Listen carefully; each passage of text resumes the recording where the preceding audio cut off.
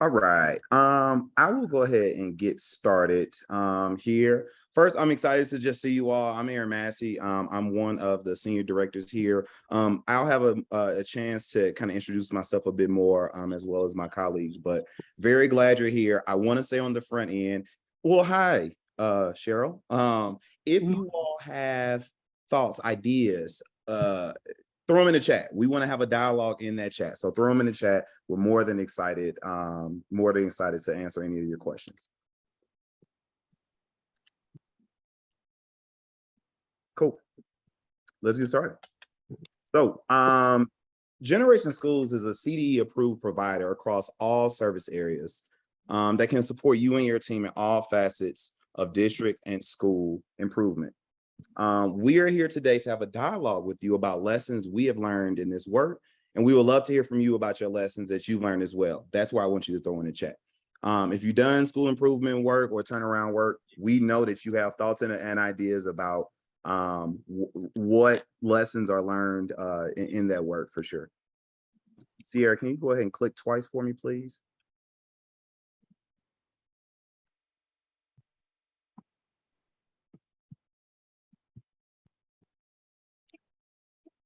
Cool. While we're figuring out the technical stuff, I'm going to have my team introduce themselves.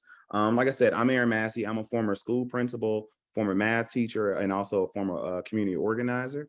I serve now as a senior director at Generation Schools Network, and I'll throw it over to you, Aaron. Welcome, everyone. My name is Erin Coker. I'm a former teacher, school improvement partner, and literacy specialist from Denver Public Schools. I'm currently a senior director at GSN, like my colleague Erin, and I support districts and schools across the state with their school improvement efforts. Today, I'm going to be supporting by monitoring the chat, so please know we are happy to answer group questions in the chat. However, if you have something your school or your district specific, feel free to private message me. And now I'll pass it over to my colleague, Jeff. Thank you, Erin. I'm Jeff Fuller. I'm a retired school district superintendent from Arizona. I'm currently a senior education specialist with Generation Schools Network. I've got over 30 years of experience as a teacher, as a principal at elementary, middle, and high school, and then as a superintendent, and brought my district that I retired from through the turnaround process, brought all schools through it. So I know what this is like, and I have some experience in doing this. And I'm going to pass it over to my wife, Kate Fuller. Hi, everyone. As Jeff said, I get the privilege of being Jeff's wife. We are the GSN team, couple team. I have been a former teacher, elementary principal, reading specialist, and have worked for Generation Schools for the last 7 years as a senior director of school implementation and support. Great, thanks. Let us tell you a little bit about Generations School Network. Can you click that next slide? I'm going to try my best to not say next slide, but I will though, if necessary.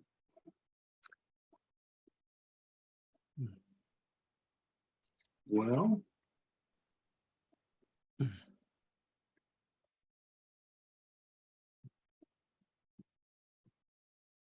Maybe it would be better.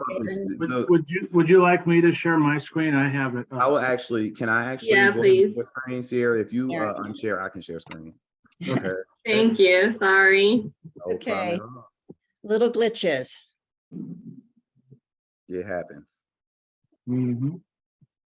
There We're we go. educators. We know how to lean into flexible moments, right? All right. I am going to share my screen. There you go. All right, there we go. You're going to see, I guess, a few other slides here. All right, so our vision is that all schools are vibrant and inclusive ecosystems that ensure students thrive in school, work, and life. One of the kind of key areas to take from is we look at schools as full ecosystems that play off each other and that grow and develop within themselves as well. And that's pretty important context. What we do at Generation Schools Network is co-create healthy school ecosystems by partnering with educators, students, families, and communities to elevate the education experience. One of our biggest takeaways, one of the questions that we're asked pretty often is, what makes us unique? What makes us unique is that we partner with you side by side.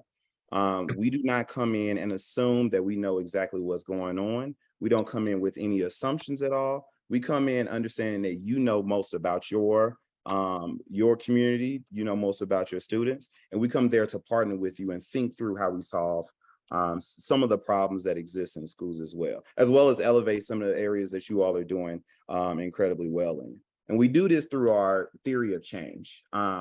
First, we think through the mindsets that are at play and how those influence the different structures, how those structures lead to a very clear or maybe unclear practice, and then how those policies impact the different work that we do.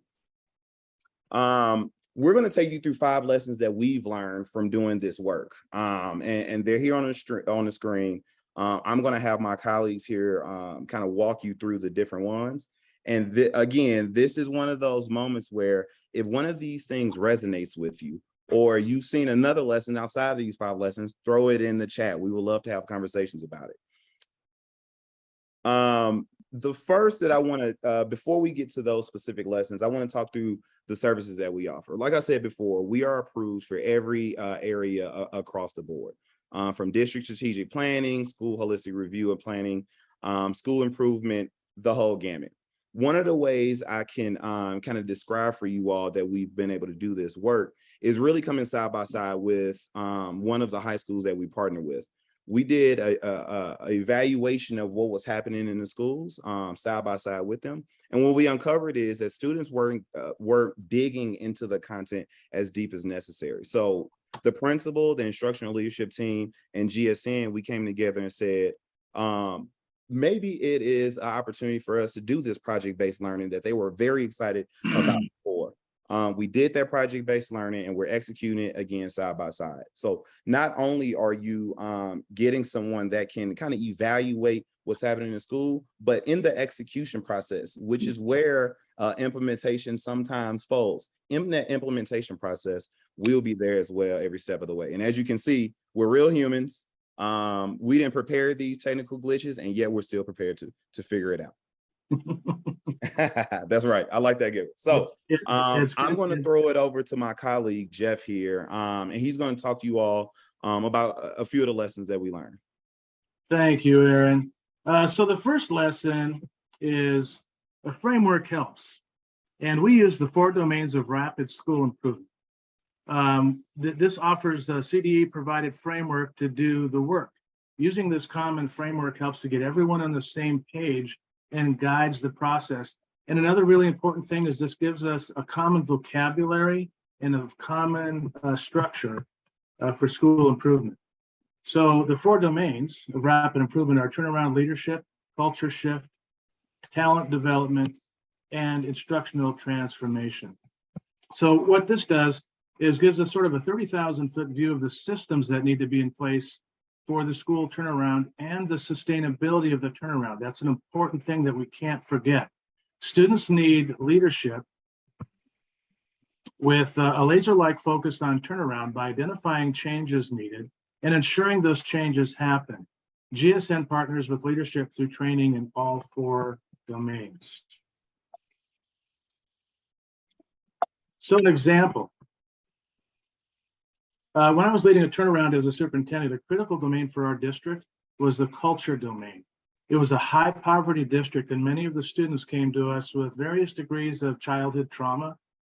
Training teachers in social emotional learning and actually teaching it helped kids feel safe and included in our school community.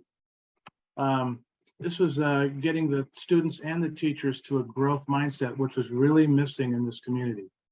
We found we needed to deal with Maslow to help us get to Bloom's. So the change in culture is what has sustained the turnaround even after many years of me being out of the district.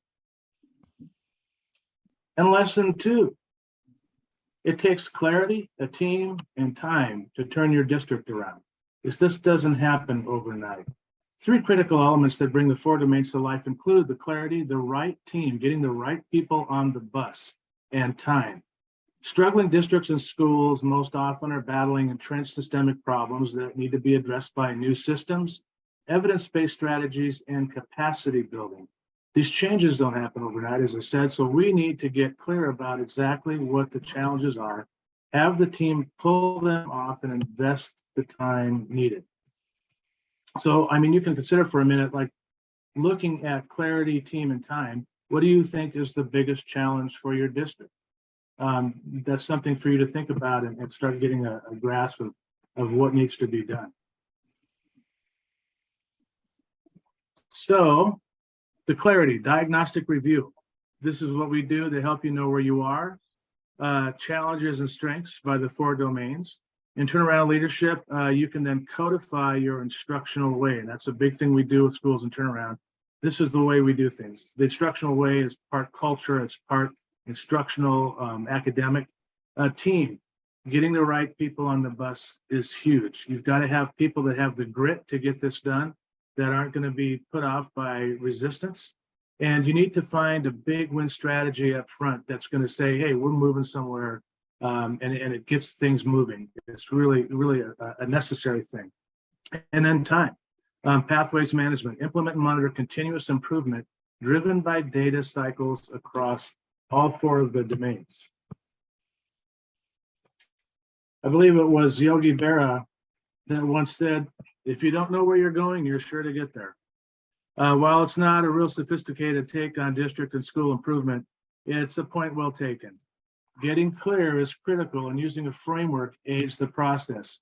If you haven't had a diagnostic review like in the past 2 years, CDE is encouraging you to start there before jumping into pathways planning or turnaround leadership. But it's also possible you could apply for both a diagnostic review and turnaround leadership or pathways planning.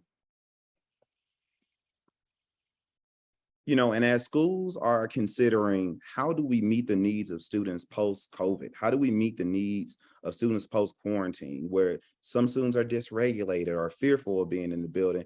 This is one of those clear opportunities to reassess where your school is, and it will come right next side by side with you to say, hey, let's get this done together. All right, and then there's a third lesson. A distributed leadership model best supports the works. There's a lot of work to do. So you've got to have the right people on the bus, and you've got to distribute the leadership to those people on the bus. It also helps to sustain the turnaround in the event of changes in leadership. I know that from experience. Having distributed leadership is critical to that sustaining piece of the turnaround. Generation Schools Network uses the Turnaround Leadership Program to build capacity and focus your leadership team across the 4 domains in order to get the kind of outcomes you need for your students and families. So we partner with Colorado State University Global and members of your leadership team, consisting up to 10 staff members, to allow for building a distributed leadership model through the coursework with GSU Global. Participants, they can earn graduate credits towards principal licensure, and we've actually got some people that have done that. And these are unique attributes to GSN.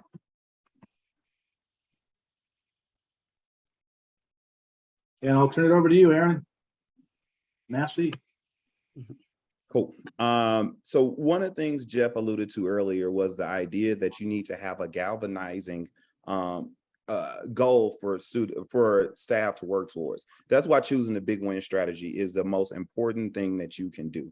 One of the improvement strategies I'll have Kate here talk to you about. She's going to walk you through an example of how we've been able to do this. Kate, take us away.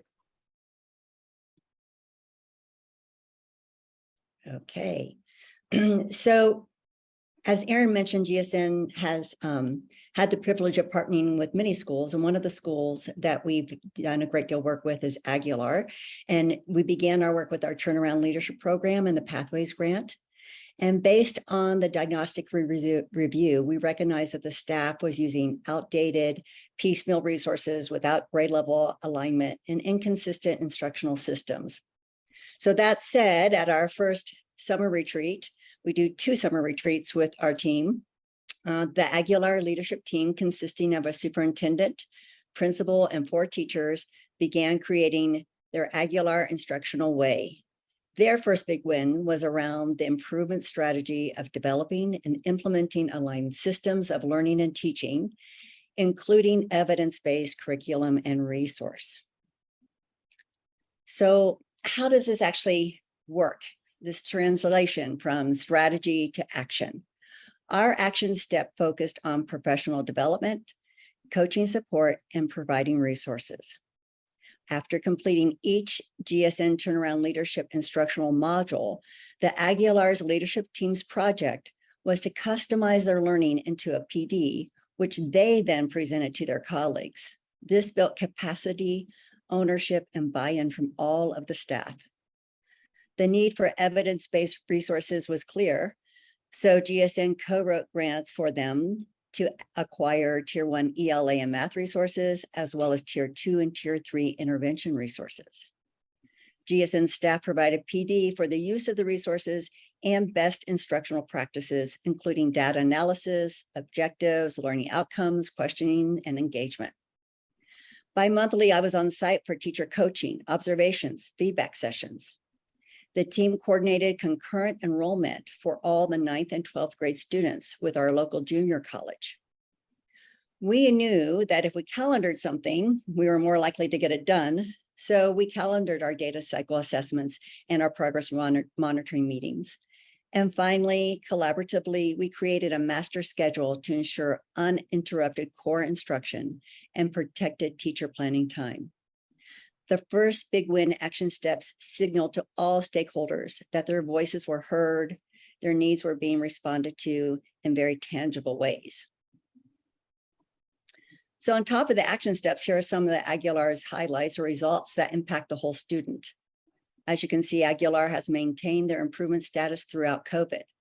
They have a 100% graduation rate with 98% parent involvement. 33% of the 9th through 12th grade students participate in that concurrent enrollment program. There's very little staff turnover and their attendance is high.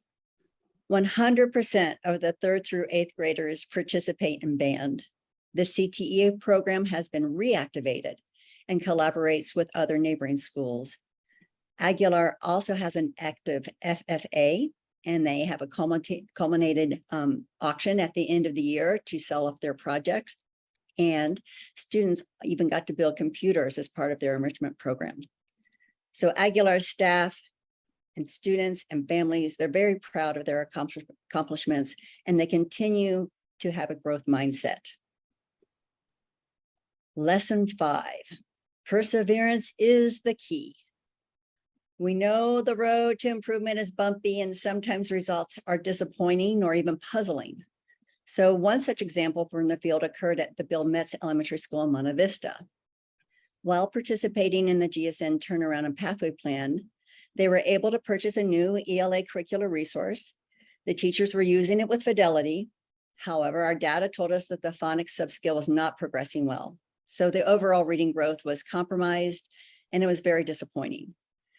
We determined the students required a more robust delivery of phonics instruction with many more opportunities for repetition to gain automaticity. So we customized a phonics protocol to enhance the resource. The results showed big improvement in the reading scores, and Bill Metz is in their 2nd year of earning a performance rating, guys, during COVID. Perseverance was the key. Aaron, back to you. Thank you. Yeah, so one of the things we wanted to highlight is that this idea of like, we are in such a unique space in education right now where a lot of people are coming with different changes, with different ideas, all with the right mindset to help and support students. We have that mindset too. But I think one of the things that's important to know is making sure that you are specifically targeting your areas of growth within your specific context. And that is where our kind of vast experience is important. We have former superintendents, we have teachers, we have math content specialists. And so I think it's very important to highlight, yes, there is this kind of change fatigue, compassion fatigue that's happening right now in both adults and students in schools. We want to recognize that and say, by being more specific and partnering with you all side by side, we're able to kind of better support. This is kind of the process that we engage with as well. So in the grant application, we identify which turnaround program is most appropriate for your school, a school district. We'll kind of define and conduct that diagnostic review to uncover some of those specific areas that you need to improve in. And then we will support you again, side by side, to prepare that documentation with us to get the EASI approval. And this side by side is having conversations with your principal to say, hey, what caused that attendance gap in the month of October? You know, what is happening when a teacher executes this specific plan? So we really get down into the details to really be able to customize what we do. And then that leads to the plan completion and creation. And then we implement the plan. So I think, again, one of the beautiful parts about this is we're not just saying we can partner with you in the application process. We're not just saying that we'll partner with you in planning the process. We're saying that we'll do both of those as well as implement with you. And in that implementation phase, if you kind of zero in on the monitoring short and long-term goals, we'll come by and say, is it time for us to redirect our efforts, or is it time to add a different resources? So I think it's important to take away this idea that we are here side by side throughout the entire process, from ideation to results. And that's what we highlighted for you. That's what Kate made sure to highlight for you in those couple of examples as well. So want to bring you back to the kind of 5 lessons that we figured out. I don't like the zooming in part. A framework that helps. It takes clarity in a team and time. Distributed leadership is important, and that's how we do our work as well, internally as well. It's not something that we're just preaching. It's something that we actually practice in as well. Choose a big win to galvanize your team, and perseverance is key. We don't abandon ideas because it didn't work the first week. We gain more information and learn from our opportunities, not mistakes. Here are our emails right here. We can throw them in the chat as well, but I wanted to stop and share. We have about 6 minutes, and we would love to. I saw an amen in there. Oh shoot, Cheryl, I didn't get to acknowledge your amen, but amen. We would love to hear any questions that you have as well. We would love to answer any of them. So we'll throw it open to you for any questions that you might have. Thanks, Aaron.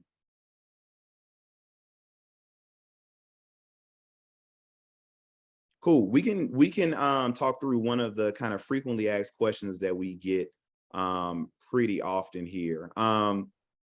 One of the questions that pops up pretty regularly is, well, I don't have a grants team, for example. What do? I know I want additional resources. It sounds great that you all come side by side, but I don't have a grants team. So how would I actually do this with you? I kind of alluded to this during the presentation, but I want to just directly answer that to say, we have a full team that is very experienced in securing funds to make sure that we're able to support you directly. So you don't need a grants team. If you have an assistant principal, if you're a principal that is looking for somebody to kind of help think through stuff, that's us. If you want to meet with our director of development, we can set that meeting up as early as today. We really pride ourselves in being able to customize how we operate for our folks. And so that's one question that kind of pops up. Now I'm a teacher now. If I have to cold call.